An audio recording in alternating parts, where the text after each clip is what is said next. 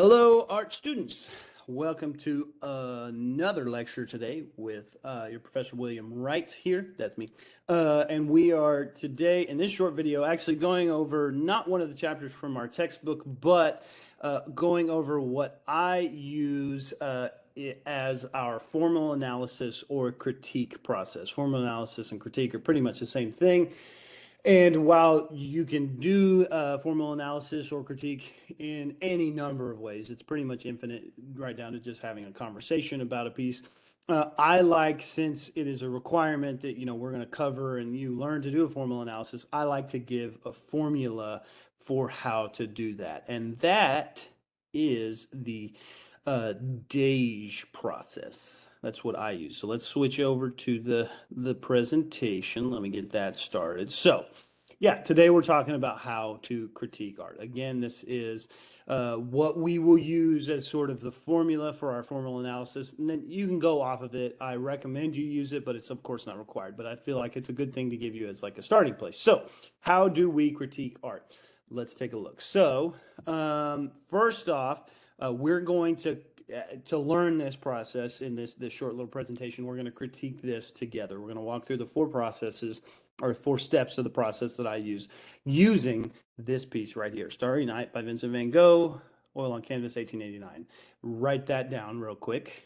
I'm going to go ahead and assume you'll hit pause, write that down. Be sure we write that information there to the right, and we're going to talk about this piece. So yeah, once you get that written down, let's talk about what the critique process is. Of course, like I said, this is the critique process that I use. When critiquing, you can use the following four steps in sequence, right? You want to use them in order. And the four steps that I use, they are, I call it the DAIJ process, but it is number one, describe. Number two, analyze. Number three, interpret. And number four, judge or evaluate, judgment or evaluation, right? And I know, it's weird to even talk about like judgment in art, but I like it because DAIJ is a funny word to say, DAIJ critique, right? That's why I like to use judgment. But yeah, describe, analyze, interpret, and evaluate. Judgment, it means the same thing, evaluate or judgment. I've taught this before as the DAIE critique format. But again, I like to say DIAJ because DAIJ is a funny word. But yeah, evaluate, judge, mean the same thing. We'll talk about what each of them are. So let's start with step number one, description. First, write down the title, the artist, the date, and the style or medium of artwork. So remember when I told you to write down that stuff on the Vincent van Gogh painting? Boom, there you go. That's the first thing you write down. We call that the credit line. I should probably have that phrase in here. The credit line is the first thing you write down with all that information in there. Then, this is a really non-judgmental process. This is not a thoughtful or reflective process, the step one description. You're literally just going to make a list of all the things you see in the work. So you're not even really, you can talk about what they're doing. It's a dog running, right? It's a person looking at a church. It's sunset. It's the ocean. There's a red blotch over here, there's a blue shape over here, there are lines here, right? It's all very descriptive. You're talking about let's see, what it is about, what is happening. If there's no subject, describe the elements. Don't say really what it's about in terms of like the elements and principles. Well, and I guess I should say this, it can get confusing depending on the artwork that you're talking about. You can say what is happening, and you can say literally, again, it's a painting with a dog running or a person walking the dog, whatever. That's what it's about. But don't get into like it's about the way that the person feels or that the sadness of looking at the ocean. Any of that kind of stuff. That's not what we're talking about here. We're talking pure description, just what you see. Don't talk about the meaning of something, okay? But you can, if you are talking about abstract, or not abstract, but like a non-objective painting where there's no people, there's no things that are recognizable, you can just start talking about the elements, that there's these lines over here that are this style, there's this shape here, there's these colors, right? That becomes the description if there's no people, okay? Don't make any kind of judgment about the artwork. It is important to be careful, non-judgmental, and observe the art, okay? And while we're writing this down, you should be sure you're taking notes. If I move past, just hit pause and write these down. But in any case, questions to ask yourself when looking at step one. What kind of things do you see in the artwork? Okay, we already said that, describe it. How would you describe them? You could maybe talk about where they're at a little bit there at the bottom of the page, although that's kind of the next step. But in any case, how would you describe them? What are they doing? What information can you get from the credit line? That's that information, about who it's by and all that sort of stuff. Ask those sorts of questions, okay? So real quick, perform step 1 on here. You can write it down or just kind of reflect, think to yourself, hit pause if you want to take a second to do that. I'm going to just dive right into, I have a student example here, which by the way is full of typos in some of the slides, not full, but there's some typos and they get a good laugh, but I just haven't ever bothered fixing it because it's straight from a student's critique. So step number 1, this person said, swirls, stars, buildings, rolling trees, a large tree, a moon, trees, church, rolling hills, a large tree, moon, trees, church, right? It's not even a sentence. It's just a list. That's a great way to start this, okay? Then they write down, this appears to be a nighttime scene painted from an elevated position, the town in the foreground, hills in the middle ground, star-filled sky in the background. That's it. That's step 1. Just literally a description of what you see. Now, they didn't talk about who it is by, although they probably recorded that. They didn't put the name down in the description step, but they have that information there available if they need it. But yeah, it's just literally describing what you see. Don't do any sort of like deep thinking. I wouldn't even bother getting into the elements and principles just yet because step number, wait, why is it going backwards? Step number 2, analysis. This is when you pay close attention to the arts, the elements and principles that the artists use. So this is where you dig into line, shape, color, value, texture, space. If you've already kind of started that with a non-objective piece, it kind of rolls in. Form and mass are talking about 3D. That's not really true that it doesn't apply to painting critique. That's an old line from this I should probably get rid of. If you're talking about real form and mass, like 3D, that would talk about sculpture. But you can talk about, in looking at Starry Night, you can talk about form, like do the buildings look 3D? Does the tree look 3D? You can talk about that.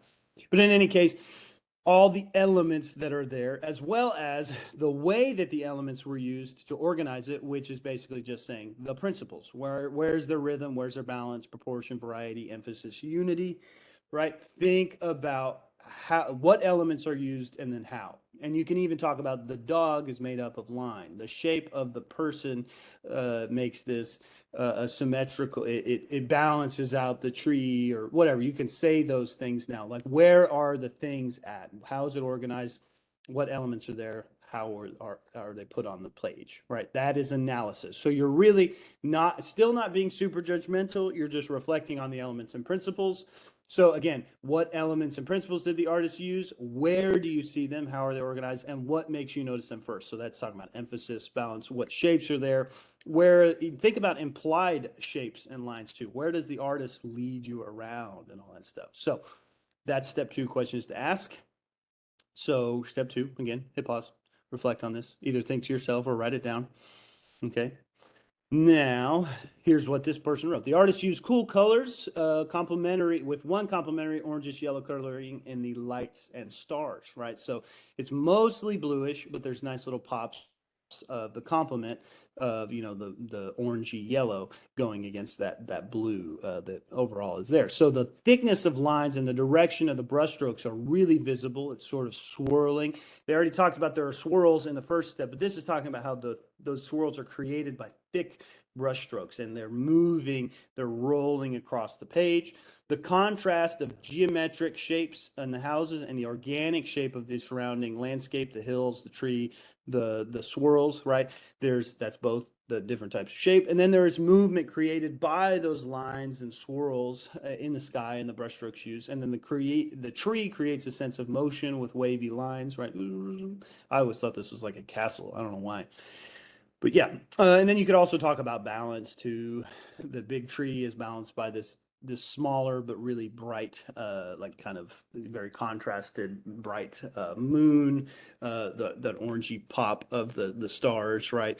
Yeah, you could talk about line work. You could talk about space. You can talk about the buildings are much smaller than the tree, which tells you the tree is close. It even goes off the page, right? All those things. You can talk about all of that in the analysis step, all the elements, space, There's texture. This person didn't even really mention texture, but the brushstrokes create a texture. Yeah, it's good stuff. Okay, so that's step number 2. Step number 3, the interpretation step, is now you're digging into how do you feel? What kind of feelings or moods do you get from the artwork? List them out. Then think creatively and imaginatively at this stage and think about what is making you feel those moods or feelings, right? What are you interpreting, right? Step number 3, interpret.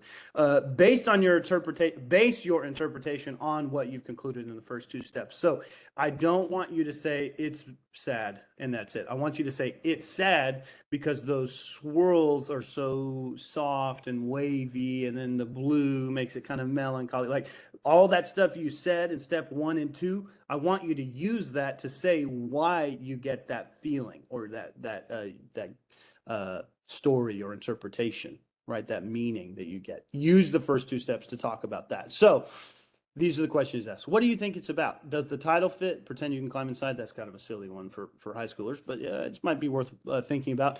How does the painting feel like in terms of overall? I guess you could even talk about texture, right? What is the words that come to mind first versus how do you feel? What's inside of you looking at this piece, right? So these are the kinds of questions, and of course, like all these. I should have been saying this before, but there are other questions you can ask. Just anything related to now the story or meaning or feeling in the art piece. Okay, so number 3, hit pause if you want, reflect on it, think of it in your head, write it down, whatever, and then we'll talk about what this reviewer, this critiquer said now. So the words that they wrote down, the feelings that they wrote down, even just not as full sentences, but as thoughts, is calm, excited, mellow, sad, or relaxed. The colors of the artwork are creating a sense of calm, all that blue and swirly, the elements, but then that yellowish orange is like a pop. This person says it's like a firecracker, adding a little bit of excitement at the same time. Firecracker, I think it used to say firecaker, which is funny. I guess I did change some of the typos, but in any case, and it used to say a sense of clam, which I left in there for a long time because it was a funny phrase. Any case, there's a little bit of excitement, mostly just a melancholy thing. The lines and waves add a sense of calmness, a rolling water, a movement, just a general soothing nature is what this person says. Now, you might not get that. Your interpretation can be different. All of this can be different for you, right? There are elements that the person didn't mention or principles that the person didn't mention in step 2. There are interpretations that this person doesn't mention in their step 3, right? So reflect on that, get all of that. How does it make you feel? What do you see? Maybe think about what did the artist mean for it to feel, if that's different from how you feel, all that sort of stuff, right? That's step number 3. Then the last step, J or E, so judgment or evaluation. Like I said, we usually say judgment. Step 4, judgment. Decide whether the artwork is successful or has merit. Okay, that's the big one. Did it all work? Do you think the artist meant for you to feel those things? What did they do to do that? Make sure, this is why I add that, support your judgment with answers from the first 3 steps, right? So everything you do is based on the steps before. So your judgment has to be justified by using what you said in the first 3 steps, the description, analysis, and interpretation. Okay. In my classroom, I used to have just a picture of the Backstreet Boys attached to the poster for this, and it was that "Tell me why," right? That whole thing. That was a picture I would like stick on this, because you have to tell me why you think it's successful or not. You have to tell me in the last step even why you get that interpretation. Don't just give me the answers. Give me the reasons for those answers, okay? What should other people notice about this work? Do you agree with the choice of medium or anything? Do you agree with any of the stuff that the artist did? What's worth remembering about the picture? Was it successful or not, right? What do you think stands out? What communicated well to you? What could have been different? What was successful or not, and why? Okay, that's basically all you're doing in step 4. So here it is, last step. Pause it, look at the piece in your head or on paper, get what you think is your judgment of the piece and justify it with what you've seen before. Okay. Normally, this is all a discussion that we have in class, but I'm going to go ahead and just let you think about it, and then now we're going to talk about it. This is an artwork that has successfully used the elements and principles of art to create a painting showing emotion through and life through expressive brushstrokes. So the brushstrokes are really what this person said, like, that did it. And those brushstrokes, it's necessary that it is painting, right, for that. The subject matter it evokes a calm feeling. The colors contrast to create a little bit of excitement, not too much, just enough. It's excitement in the nighttime sky. So it is successful. The person was attempting to have like a little bit of like a summer night vibe in this person's mind, a calm but exciting nighttime scene. And Vincent did a good job of doing that based on the brushstrokes, colors, all that stuff, basically repeating what they said. But yeah, it's an excellent post-impressionist painting. I don't think it's bad too. Side note here, now that you're getting into this last step, if you want, when we do our formal analysis paper, it's not a bad thing to do some extra research on your painting, right? In the last steps, you can really, you think about how much art, your interpretation of it changes or develops because you understand more about the background of the piece or the artist. So in the process, before you do, after you do the first 3 steps, if you want to then go, I would say do the first 3 steps without much research. Then before you say what number 4 is, you can always go do more research. Now, it's perfectly legitimate to do the judgment step without prior other research. But sometimes it can add an extra layer of the way you think about or judge the piece. Okay, anyways, let's do some practice. There's going to be probably I will have you do this as an assignment for the course that you're in, and so it should be wherever I put those assignments for you. You're going to do this. I say it's in class. We usually do it in class if there's time, but you're going to do it at home. Of course, find an empty piece of paper or notebook, and then you're going to draw these 4 boxes. So I have a perfect example right here, like how I would do it. All the class periods, right? So William Wright, and then just put what class period you're in, I guess. No, you don't have to do all that.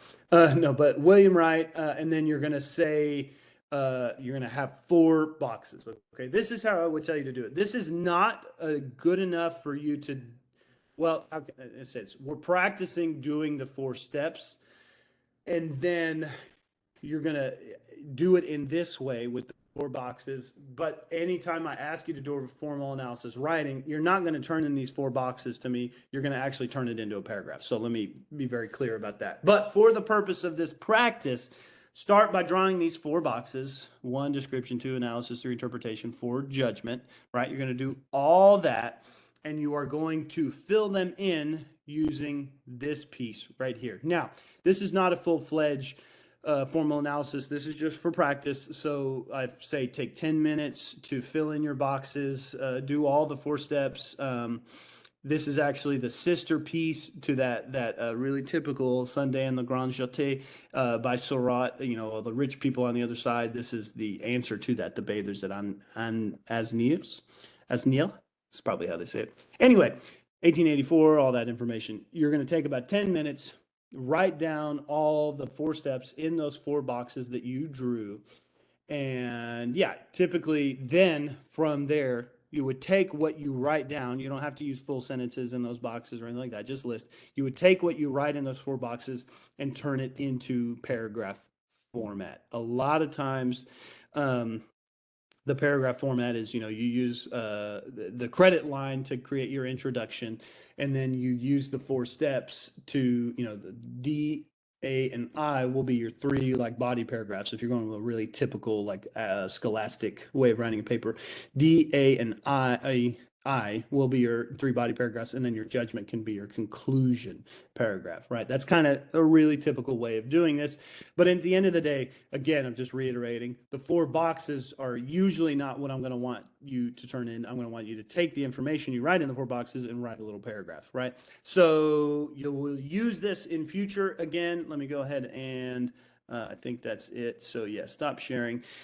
You will use this to practice, and I will have you do a practice version of this. That's what you already started from those last 2 slides. But then you will also probably, it's open to you if you want to use other formal analysis methods, but most likely you will use this method when we do any kind of formal analysis paper or critique. Okay, so anyway, I hope you enjoyed that. Let me know if you have any questions. Yeah, that's DAIJ critique.